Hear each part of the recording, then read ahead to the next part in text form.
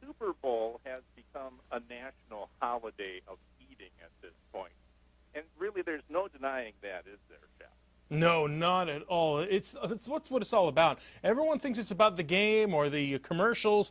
It's about the food. Let's just say the truth, right?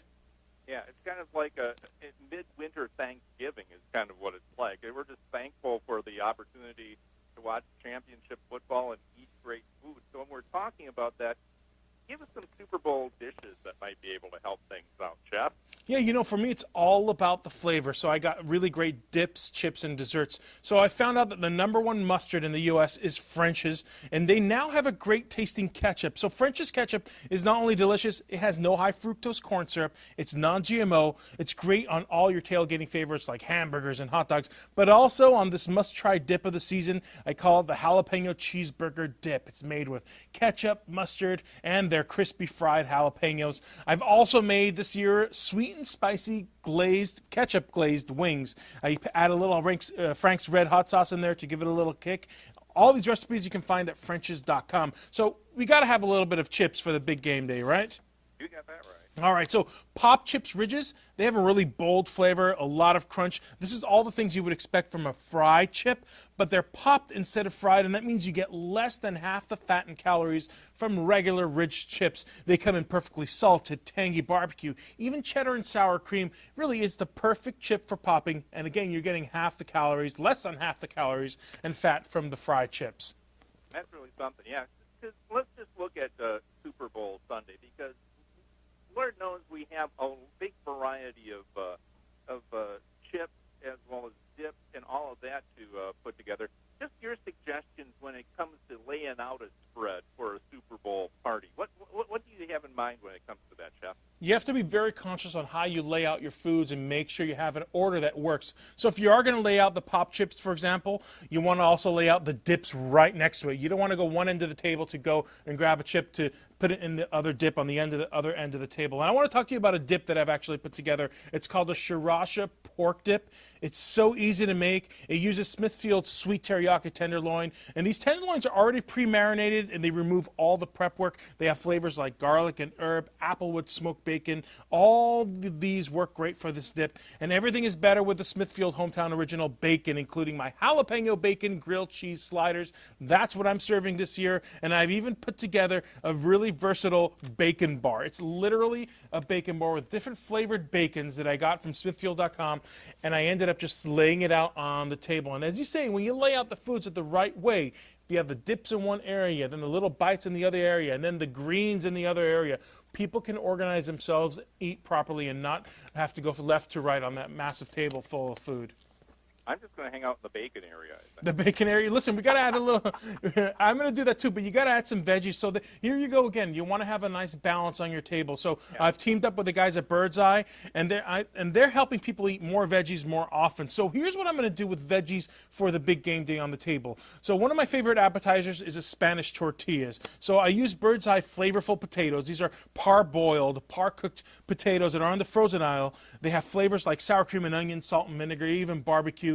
You fry these up in a non-stick skillet, like a really good one, like a Tefal Pro Grade, for example. You add the eggs in there, and then some frozen veggies, which are just as nutritious as fresh veggies, and you pop it into the oven, let that cook up, it puffs up, you turn it over, cut it into slices or little cubes, put toothpicks in it, and you serve it away. They taste like heaven. And on top of that, you're eating your full share of veggies as well. Yeah, you got to get that balance in there, because the thing is, too much of a good thing is literally too much of a good thing sometimes, right, Chef? Absolutely, but it doesn't mean that everything can't taste good, that's for sure. You know, we got to talk about another good thing, which is dessert over here, and this is a great way to have really flavorful dessert. So, you know, one of the things that I found out is that reddi-wip, which has great taste, the taste of real cream, actually, they use a recipe that features grade A cream from cows, and they're not treated by artificial growth hormones. It has a natural vanilla flavor. It's made locally in the Midwest and goes from farm to can in just 5 days. This whipped cream is perfect. So what I do is I make glazed, spiced plums. It only has 93 calories. I put the reddi-wip on top of it. It's a perfect, healthy, but it doesn't even taste healthy. It tastes decadent, actually. I even use it on gingerbread cake or any cake that you have. You put a little bit of whipped cream, a little bit of reddi-wip on that, and you're set to go. So all these small little differences experiences by using really nice flavored ingredients. You can really bring up your game when it comes to putting food out for the big game. Yeah, and one suggestion, one thought that I have, I want to get bounce it off of you. We're talking with Chef George Duran on Big AM 1380 on the morning program. Say, for example, you're inviting a bunch of people over for a Super Bowl party. Obviously, you can share the goodness, really, just mention to other people. Bring something over. Is that a good idea, just to divide things up and maybe even assign people different things? It is so important as a host that you're also delegating. It's almost like the director of a film shoot. You want to delegate this party so that it comes out really well and you enjoy it as well. Believe it or not, most people, when you invite them over, when you delegate them to do anything, from serving the food, from cooking a little bit, or even cleaning up the dishes a little bit, they will be more than happy to do so. I think naturally as human beings, we want to be active. We always want to be part of the game, whatever it is. And this way we can all enjoy the game and the food together, and you're not there slaving away in the kitchen trying to make your guests happy. You got to be happy so that everybody's happy as well, right? Yeah, one other thing I want to ask you about, too, because I know this happens at one of our family Christmas gatherings. They have a bunch of munchies out. People start eating the finger food and stuff like that, and eventually somebody brings out the big meal. Say, for example, at the Super Bowl, you have the munchies out, then at halftime, you end up having somebody bringing out a main course along the way. Is that necessary, or is that advised by you simply because there's so much eating going on already? I know, that's such a big, difficult part of this whole throwing a party. So as I said, when you want to delegate, you want to make sure you have a nice balance. If you know there's going to be a heavy meal up ahead, you make sure and you serve tons of veggies or lighter snacks in the beginning. And this way, people are still a little bit hungry. You'll open their appetites up with the snacks or a little bit of the cocktails or the drinks or whatever it is, and then you can move on to a heavy meal. Another thing that I do is I tell people, hey, we've got lasagna coming after this, so make room. And people on their own, most often, they kind of delegate how much they eat in terms of the appetizers so they can move on to the lasagna. Just make sure you communicate that to your guests before they even start eating any of the appetizers.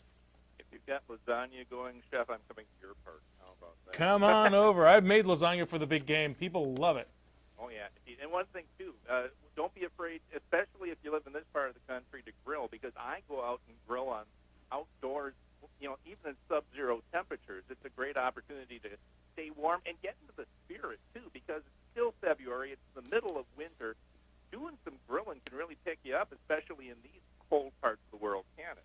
I have been known for grilling in a blizzard, no joke. Smoking and grilling in the blizzard, it's my way of really getting it up. And also, you're warm next to the grill, so why not? Indeed. So, yeah, and I know there are going to be quite a few Patriots fans that are going to be cooking a turkey or a chicken, making believe they're eating falcon for the Super Bowl this year. Chef George Duran joining us, talking about the big game and planning for it food-wise on the Big AM 1380. Chef, if we want more information about all the stuff we're talking about here, where would you send them? You can check out all this information and all the recipes I spoke about. You can check it out at dailylounge.com. Sounds great. Chef George Duran, thanks for joining us. Enjoy your Super Bowl. Thanks, Ted. I love being on WBEL. Thank you. We love having you, too. Chef, thanks again. Appreciate it.